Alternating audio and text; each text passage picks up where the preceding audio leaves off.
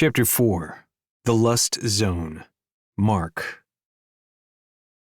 6 weeks later, my little sister is still going strong with Mr. Prep Bro.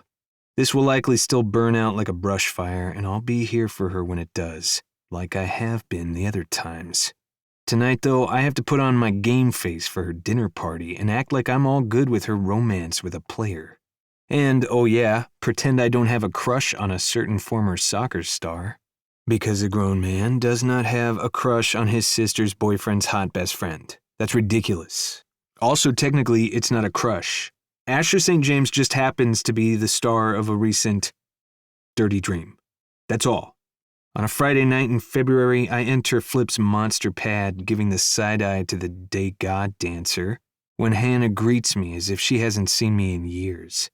"I'm so glad you could come. You get to meet some of my new friends," she says, throwing her arms around me. My doubt meter ticks higher.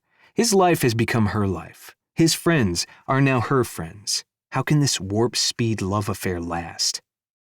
Sounds great, I say when we separate, my game face in full force. I have to tell you something. She puts her hands on my shoulders and drops her voice. I think I'm going to move in officially in a couple weeks. My radar pings again, a loud warning. I've practically been living here already. Flip has only been asking me to move in since January. Wait, what? Does she not realize how fast this is? Did she forget what happened the last time she moved in with a guy? And this is so much sooner than Colin. January was only a month ago, I point out, as if she doesn't have access to a calendar. I know, crazy, right? I'll say. Do you think it's a good idea to move in that quickly? I ask out of the side of my mouth. Don't you remember? Marky Mark, she chides, wagging a finger. What did I tell you about protective big brother mode? It's just fast, I point out, in case she's forgotten how time works, especially bad boyfriend time. I'm in love with him. He's in love with me, she says as she sails into the dining room. Why would it be a bad idea? You know why, I say. But there's another reason too, a big one I've learned firsthand. When relationships level up too soon, they shatter, causing collateral damage to a family. Please give it some time, I beg, following her.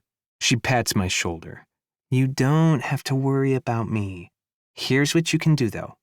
Sure, I say, eager to help. Maybe I should run a background check on Mr. Monopoly, for instance. If you know anyone at your bank who might want to sublease my cute little studio apartment in the village, let me know.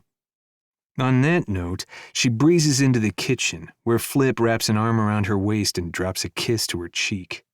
They look too perfect. That's the trouble. If something is too good to be true, it usually is. But there's no time to dwell on Flip, since the elevator doors chime once again, and I tense. I just know it's going to be him. I am here, so now we can begin, Asher says, his too sexy, too rumbly voice floating through the apartment, coasting down my back and making my skin prickle. Whoever invented the idea of lust is pissing me off, but it's poker face time. As Asher joins the crew, I focus on the other guests in the kitchen, making small talk with Oscar and Felicity, a pair of Brits who are here from Paris, and Archie and Danya from a few blocks away. They ask if I know some dude at some hedge fund and some other dude at a private equity firm. I act interested in flipping through my Wall Street Rolodex since it helps me avoid the guy several feet away who turns me on and frustrates me at the same damn time. Once it's time for dinner, Hannah shows me to my chair at the dining room table, right next to Asher. That's not gonna fly. I scan my brain for a good excuse to sit someplace else. When my phone rings, Hannah gives me a look that translates to, turn your phone off at dinner. But I grab it from my pocket and waggle it at her. Rosie's calling to say goodnight, I explain, then slip into the living room, relieved to get away from the object of my inconvenient desire. Rosie and I chat about her day at school, then I say goodnight. Love you, Cupcake, I tell her.